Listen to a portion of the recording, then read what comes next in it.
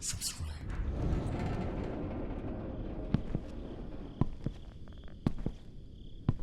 So, the Baron finally decided to send another hunter to reclaim his town.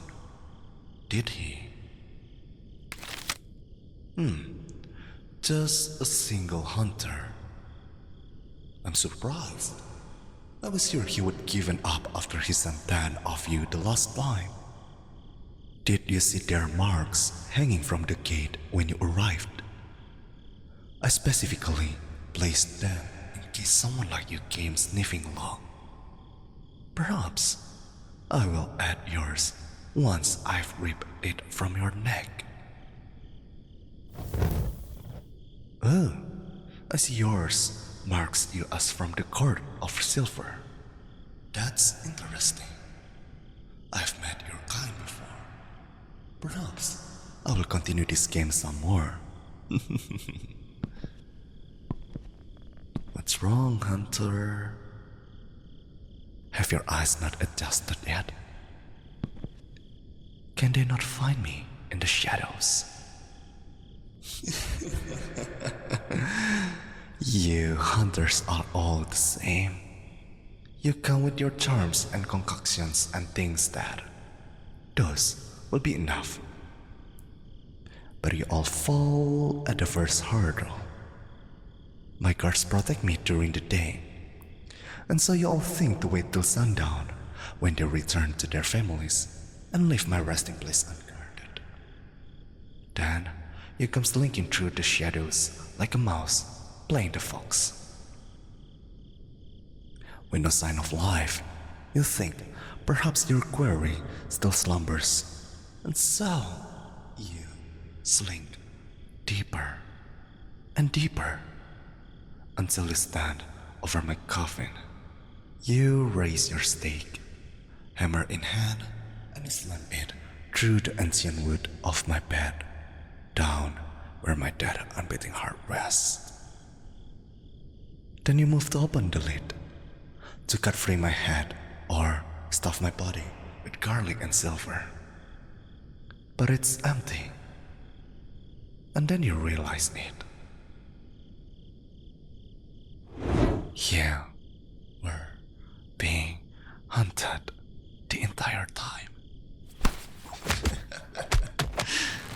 I must say, Hunter, you put up a good fight, and I really appreciate the strong silent type. Too many of your kind feel the need to preach at me as they die. Unfortunately for you, I didn't lie about being familiar with your sect. In life, I was a hunter of the silver cord, just like you, except much younger and much more beautiful. So I know all your dirty tricks and they are useless on me. You are quite old for someone in your line of work, Hunter. How many times have you been on the opposite side of this, I wonder? Layering over one of us as you drive the stake deeper. Don't start the preaching now that I have your back against the floor. Call me all the names you want, but it will not change the fact that with a flick of my wrist, your neck goes snap. Oh, I'm a demon, am I? Tell me, Hunter, when you arrived in my town, did you see any homeless? Any hunger? Did you see families cradling each other in the cold? No. Did you pass the fields and orchards? See them flourishing? The traders and travelers openly coming and going? Did you stay in the tavern? Hear them singing and laughing as they feasted? Your silence speaks volumes, Hunter. You and the others. Your first real mistake wasn't trying to hunt me. It was trusting that snake of a baron. He was bleeding this place dry when I arrived. He was the one who took advantage of these people. He got fat and rich off the blood and sweat of those he was meant to protect. And so I decided to put an end to it. I am no real monster. I've made this place prosper in his absence. All I require is a small tithe of blood that is willingly given for protection and freedom from tyrants like him. I could crack your skull and have every right in doing so. But I will give you one last chance. Take your gold from the Baron and flee this place. I will not hurt you or hunt you so long as you never return to my land. Don't be so righteous, Hunter. I am not the monster you were told of. Allow me to show you mercy. Fine. If death is what you would prefer, I will not deny your request. But neither will I waste your life. May you rest in peace, Hunter.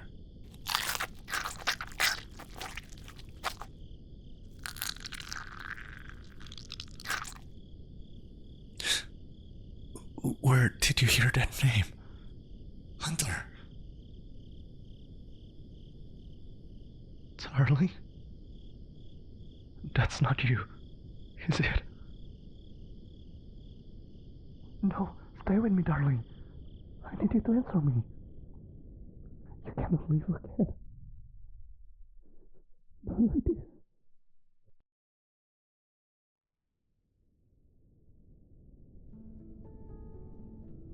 Yes, Arthur. They're recovering well. Thank you for your concern. You can just set the food on the table. Tell the townsperson I have no need to feed tonight and they can go home. In fact, you should do the same. I appreciate the concern, but they are of no danger to me. Please, go get some rest.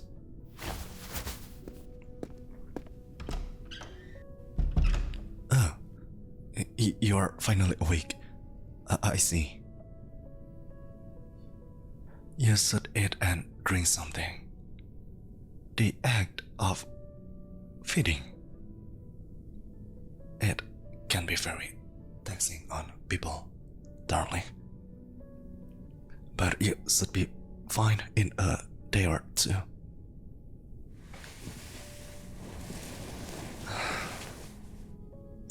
I suppose I need to address the elephant in the room before you will do anything. Yeah, it is me. In the flesh. Maybe not the living flesh, but I am the person who hunted down vampires with you over a decade ago. It's the important thing. No, I didn't steal this face. How can you think I would steal my own face? Oh, you stubborn fool. Use whatever dispel scroll or tincture you want to test it. This face is very much my own. No, I did not try to join you either. Well, yes, okay, fine, but I didn't know it was you. Oh, that's not an excuse, is it? Well, how about when you tried to stab me through the heart a few seconds beforehand? What was your excuse then, darling?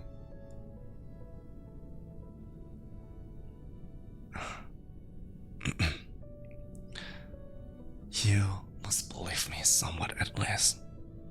Otherwise, you would have already leapt over this table to try and stick me with that fork.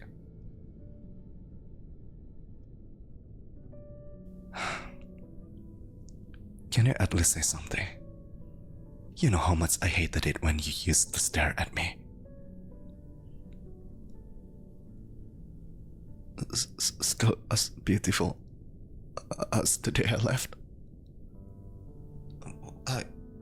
Well, Nearly 2 decades of you thinking I'm dead, and your first reaction is to fluster me. I see, you are the same old flirt.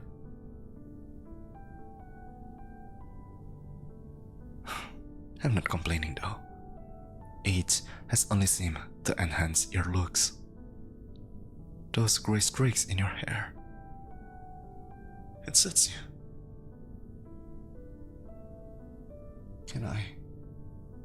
Can I sit beside you?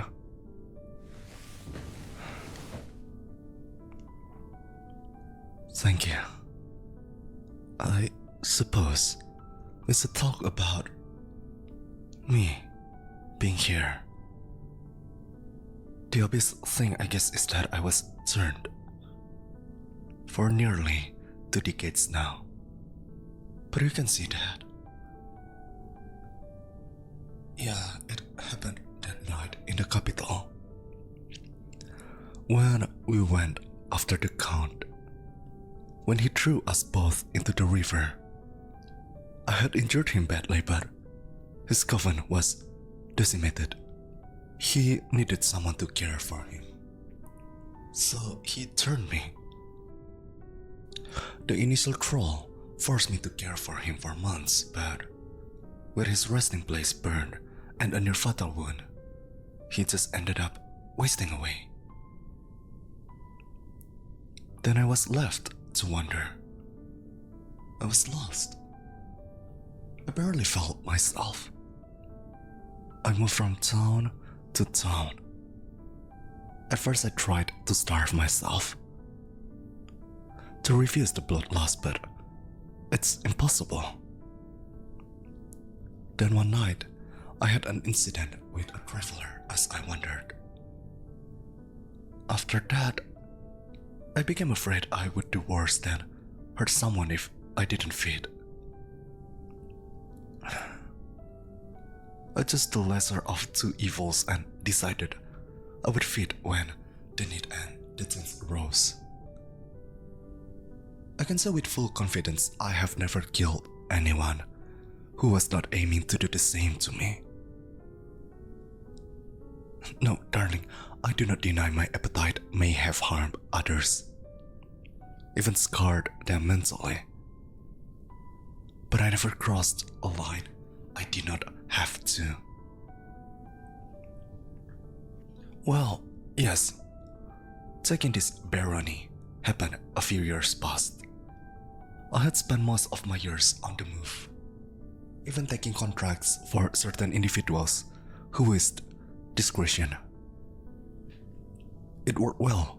I got paid, and we kept its other secrets mutually. The Baron had one such job. He was searching for one of his servants who had gone missing. I didn't think much of it at first, but when I finally brought the servant back, I found the reason for his disappearance. He had gathered evidence of the Baron's abuse of both his staff and his people, pages of statements and ledgers proving his sin. The guards then set about punishing the poor man, and when I argued with the Baron, they turned on me. I dispatched 5 of them before the rest fled. The Baron fled with them. The man needed help and the manor was empty, so I stayed. He, in turn, convinced the people I was a better alternative to the Baron and watched over me as I rested during the day. He was here earlier. I don't know if you heard. His name is Arthur. In fact, I rather think you would like him. He reminds me of you a great deal.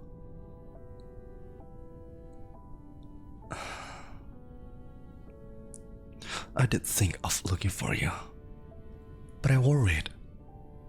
We were vampire hunters, darling. What would it have done to you if I appeared like that? And as time went on, it just slipped further and further away from me. At some point, It just seemed better to let sleeping dogs lie. To let you think I was dead and allow you to get over me. You didn't get over me. Please, don't say things to comfort my ego. You cannot mean that. You didn't. To waste 2 decades yearning for me.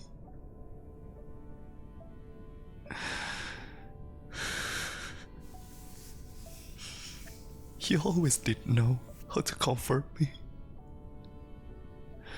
Your hands are so warm. I cannot recall how long it has been since I have been this close to someone. You end up forgetting how tender a touch can be.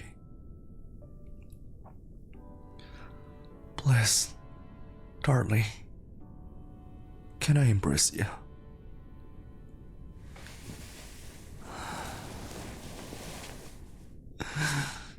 You truly have come back to me.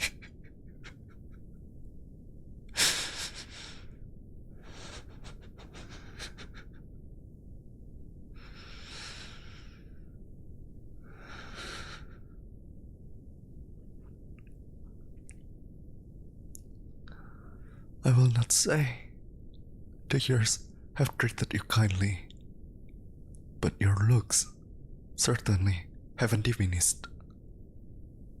If anything, you have become all the more alluring. It's hard to believe that you never let anyone snatch you up. Darling, do you remember when we passed our trials at the sect?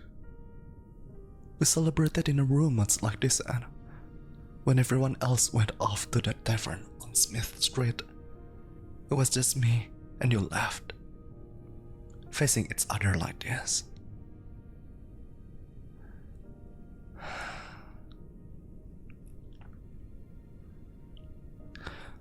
You placed your hand on my cheek as I do to yours now. You cup your fingers beneath my jaw and ran your thumb along my cheekbone.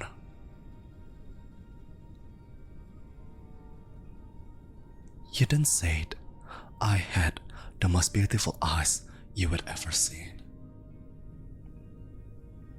And then you kissed me for the first time. Tell me, darling, even now, with my pupils dark and red, should I dare hope that you still think of them so?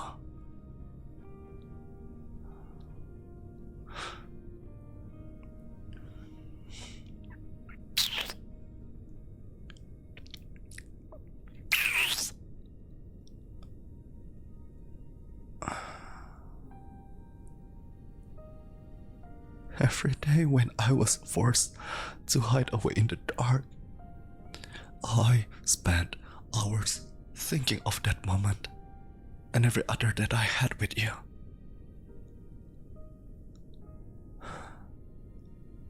I will not let you go again. Now please, lay down and embrace me. You must rest. No, I will not hear another word of it. There will be plenty of time to talk on the morrow.